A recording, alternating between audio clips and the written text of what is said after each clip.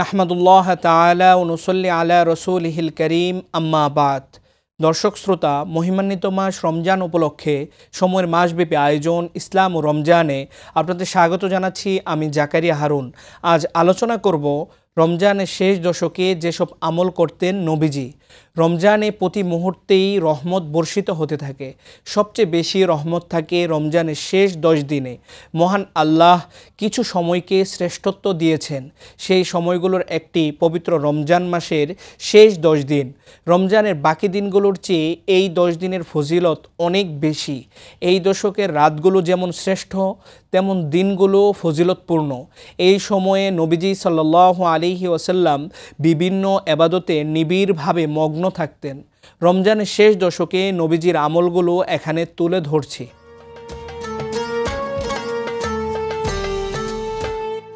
পবিত্র রমজানে রাসূল সাল্লাল্লাহু আলাইহি ওয়াসাল্লাম এবাদতের মাত্রা খুব বেশি বাড়িয়ে দিতেন। শেষ দশক এলে এর মাত্রা আরও বেড়ে যেত। আয়েশা রাদিয়াল্লাহু তাআলা আনহা থেকে বর্ণিত, রাসূল সাল্লাল্লাহু আলাইহি ওয়াসাল্লাম শেষ দশকে এবাদতের মাত্রা এত বেশি বাড়িয়ে দিতেন যেমনটি অন্য সময় করতেন না। আরেক হাদিসে আয়েশা রাদিয়াল্লাহু তাআলা আনহা বলেন, শেষ দশকে রাসূল সাল্লাল্লাহু আলাইহি ওয়াসাল্লাম কোমর বেঁধে আমল করতেন, অর্থাৎ খুব গুরুত্বসহ আমলে লিপ্ত থাকতেন।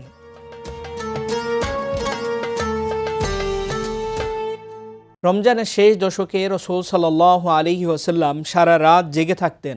শেষ রাতে পরিবার পরিজনকে জাগিয়ে দিতেন।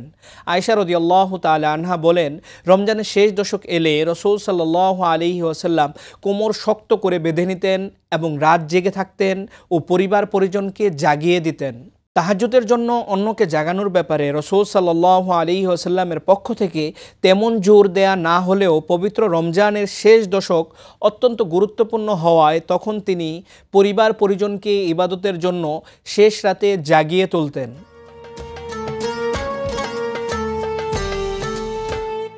রমজানের শেষ দশকে নবীজি সাল্লাল্লাহু আলাইহি ওয়াসাল্লাম যে ইবাদতটির প্রতি সবচেয়ে বেশি মনোযোগী হতেন তা হলো এতেকাফ।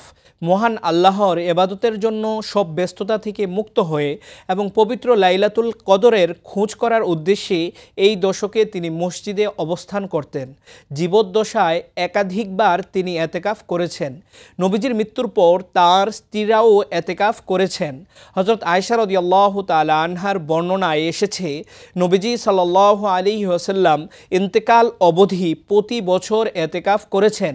নবীজির ইন্তেকালের পর তার স্ত্রীগণও এতেকাফ করতেন।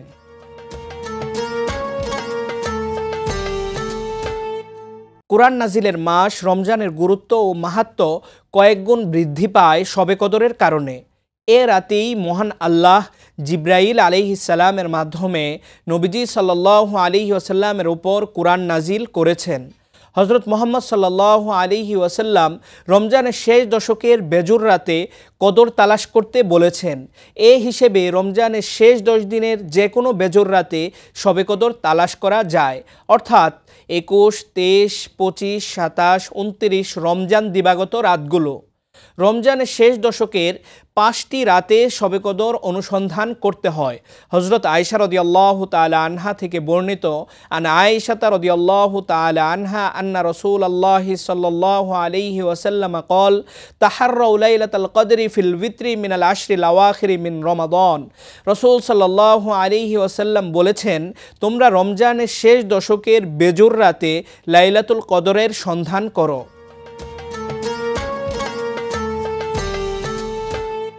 নবীজি সাল্লাল্লাহু আলাইহি ওয়াসাল্লাম রমজানের শেষ দশকে বেশি বেশি দোয়া করতেন। উম্মতকে শেষ দশকে বেশি বেশি দোয়া করার পরামর্শ দিতেন। আয়েশা রাদিয়াল্লাহু তাআলা আনহা বলেন, আমি বললাম, হে আল্লাহর রসূল, যদি আমি লাইলাতুল কদর জানতে পারি তাহলে সে রাতে কি বলবো?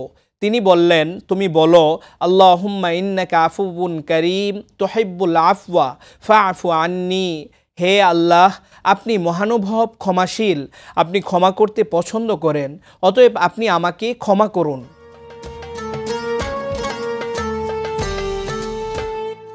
শেষ দশকের একটি গুরুত্বপূর্ণ আমল হলো সদকাতুল ফিত্র আদায় করা। কেননা রাসূল সাল্লাল্লাহু আলাইহি ওয়াসাল্লামের যুগে সাহাবায়ে কেরাম ঈদের নামাজের আগেই সদকাতুল ফিত্র আদায় করতেন। আমাদের উচিত শেষ দশকের পরিপূর্ণ ফজিলত অর্জনের জন্য নবীজি সাল্লাল্লাহু আলাইহি ওয়াসাল্লামের শেখানো আমলগুলো করা। মহান আল্লাহ সবাইকে তৌফিক দান করুন, আমিন।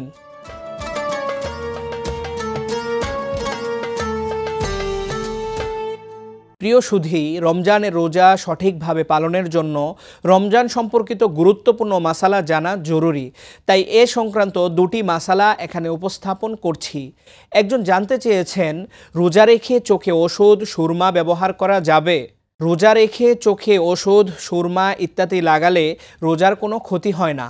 আতা রহমতুল্লাহি আলাইহি বলেন, রোজাদারের জন্য সুরমা ব্যবহার করাতে কোনো দোষ নেই। আরেকজন জানতে চেয়েছেন, নখ ও চুল কাটলে রোজা ভেঙে যাবে? রোজা রেখে নখ ও চুল কাটলে রোজা ভাঙবে না। রোজার সঙ্গে নখ, চুল ও অবাঞ্ছিত লোম কাটার কোনো সম্পর্ক নেই। রোজা না হওয়ার সম্পর্ক হলো পানাহার ও সহবাসের সঙ্গে।